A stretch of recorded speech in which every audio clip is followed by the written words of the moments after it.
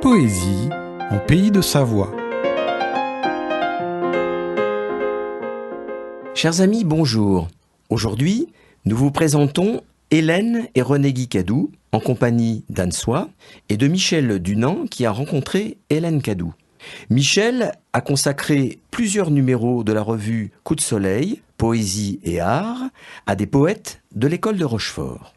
René Guicadou naît le 15 février 1920 à Satraine de Bretagne, où ses parents sont instituteurs. Il est le cadet d'un frère, Guy, né 8 ans plus tôt et mort en bas âge. Ainsi, René, Guy sera d'emblée sous le signe familial de la maladie et de la mort, avec rapidement une sorte de prescience de la brièveté de son existence.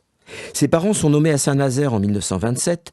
Ce sera une déchirure pour René Guy, qui reviendra sans cesse à la vie terrienne, végétale et heureuse des premières années. Sa mère meurt en 1932 d'une atteinte hépatique. En 1933, son père lui avait montré ses poèmes et lui donne le goût d'en écrire. Ce dernier meurt aussi d'une maladie de foie en 1940. En 1936, Michel Manol deviendra un ami et un guide. Puis Pierre Reverdy et Max Jacob, et plus tard, les amis de la future école de Rochefort. Il est mobilisé en juin 40, puis réformé. En 1943, le 17 juin, il rencontre Hélène Laurent, originaire de Mesquer, elle-même poétesse et fille d'instituteur. En 1945, il sera nommé à Louis Fer. Il se marie en 1946. Il se sait déjà malade. Poésie d'une grande simplicité apparente, mais dont les métaphores subtiles parlent de l'amour, de l'enfance, de la terre.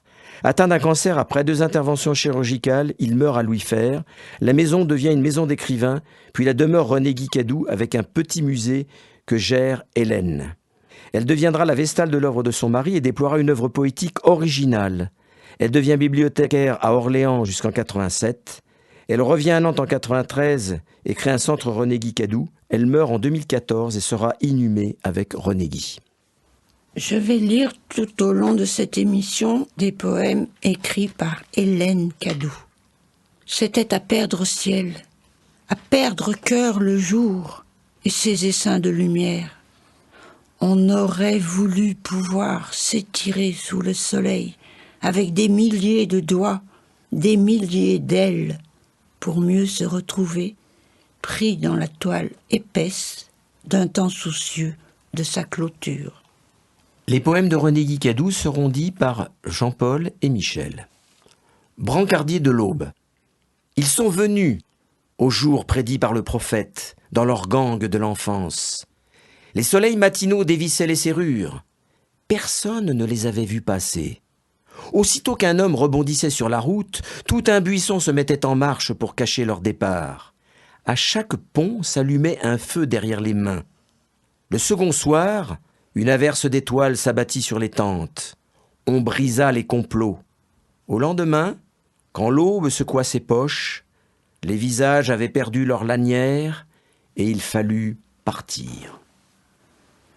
Tu es ici, dans ces vieux murs, et tu es là, au frais de ma mémoire, à la source matinale du vent et des éclats de soleil.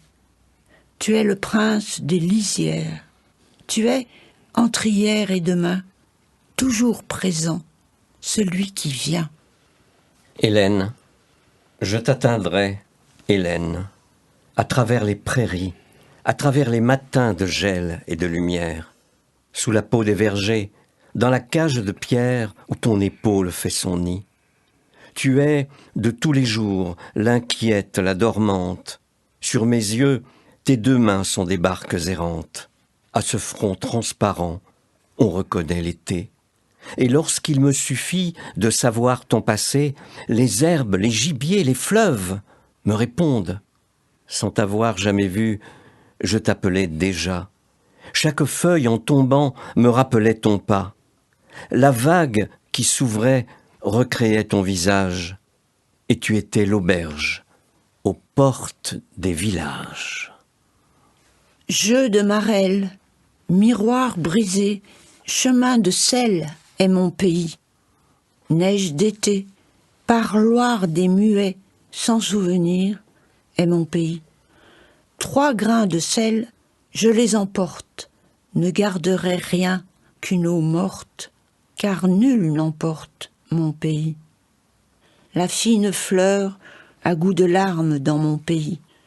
Palais du vent, sel de la terre, menuiserie de la lumière, les mots sont blancs dans mon pays. J'ai toujours habité de grandes maisons tristes appuyées à la nuit comme un haut vaisselier. Des gens s'y reposaient au hasard des voyages, et moi, je m'arrêtais, tremblant dans l'escalier, hésitant à chercher dans leurs maigres bagages, peut-être, le secret de mon identité. Je préférais laisser planer sur moi, comme une eau froide, le doute d'être un homme. Je m'aimais dans la splendeur imaginée d'un végétal d'essence blonde avec des boucles de soleil. Ma vie ne commençait qu'au-delà de moi-même, ébruitée doucement par un vol de vanneaux. Je m'entendais dans les grelots d'un matin blême, et c'était toujours les mêmes murs à la chaux, la chambre désolée dans sa coquille vide, le licage toujours privé de chants d'oiseaux. Mais je m'aimais. Ah, je m'aimais comme on élève au-dessus de ses yeux un enfant de clarté. Et loin de moi, je savais bien me retrouver ensoleillé dans les cordages d'un poème.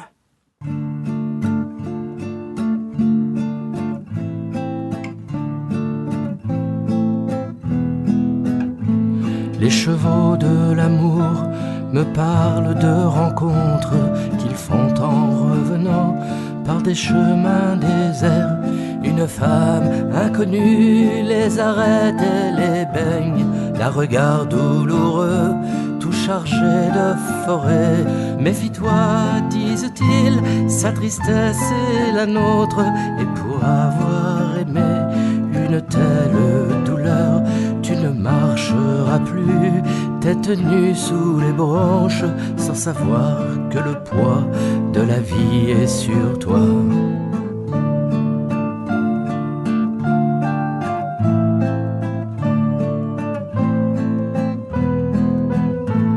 Mais je marche et je sais que tes mains me répondent aux femmes dans le clair, prétexte des bourgeons, et que tu n'attends pas que les fibres se soudent pour amoureusement y graver nos prénoms.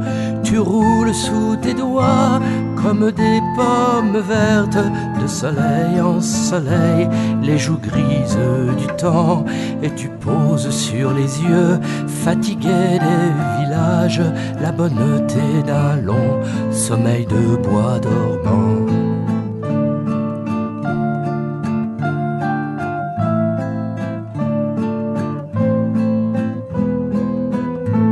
Montre tes seins que je vois vivre en pleine neige, la bête des glaciers qui porte sur le front le double anneau du jour et la douceur de n'être qu'une bête aux yeux doux dont on touche le fond.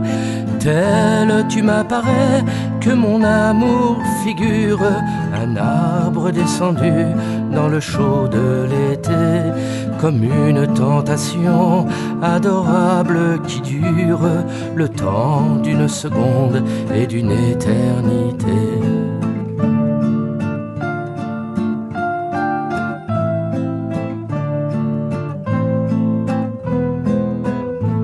Les chevaux de l'amour me parlent de rencontres qu'ils font en revenant par des chemins déserts.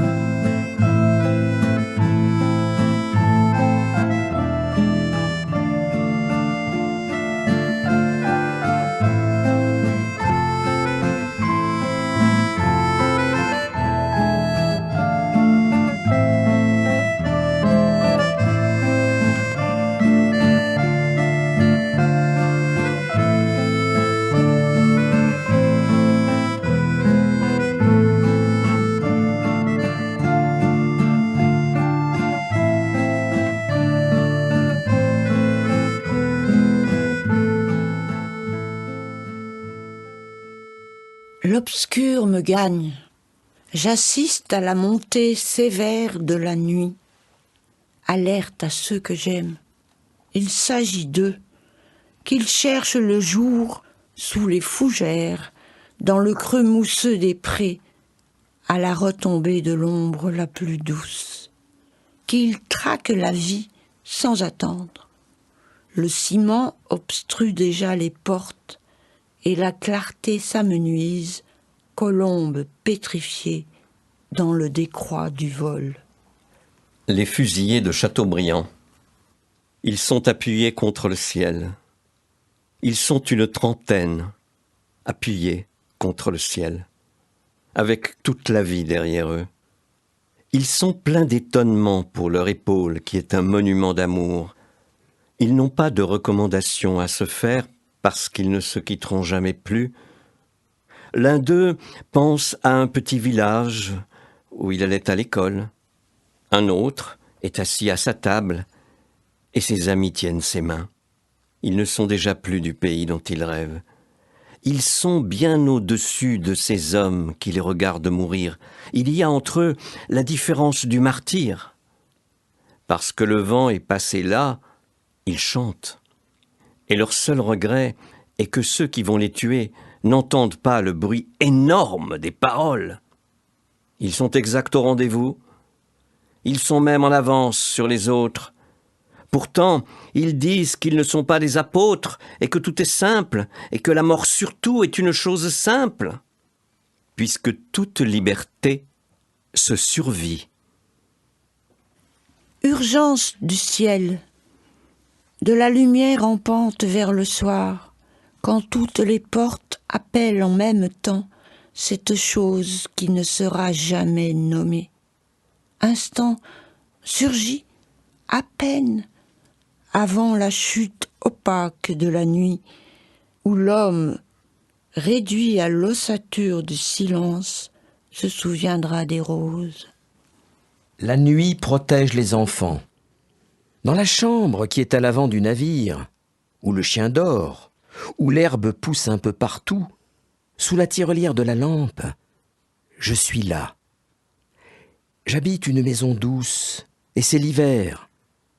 On entend une locomotive, on entend une clé qui tombe au loin dans le sable.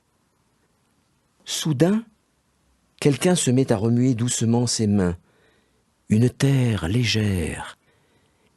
Et du fond de la nuit, voilà qu'une silhouette se détache et que celui qu'on croyait mort traverse en souriant les murs. Il est debout devant le feu. Il porte des souliers de chasse. Père, réchauffe si tu le peux, près de toi, la petite place où nous dormirons tous les deux. Le sourire du temps ne joue plus. Des hirondelles, mal empeinées, recopient dans le bleu ce qui fut dit 707 fois. Les rites sont noués, ainsi que des barbes qui détiennent d'inutiles secrets. Dans la fosse des idées reçues, luit ce brin de paille insolent qui découpe l'air jusqu'à l'infini, chaud comme le sein de Marie pour son enfant. Long feu, brillèrent mes l'immonde tendresse. Ô mes cages, Pérou de la lumière, île sainte du feu, les vols ensorcelés de mes canards sauvages, la chambre fortunée où j'en appelle à Dieu, je revois tout, les chopes roses des aurores, sur mes genoux, il pleut encore. Combien de temps déjà, combien de pas battant mes pas, dans le miroir, quelle rencontre, mon cœur a fait battre la montre. Encore un soir où je m'en vais, sur le grand livre des marais, tracer les mots de mon enfance, d'un geste fondre les saisons, au bercement des horizons et des hoquets de la souffrance.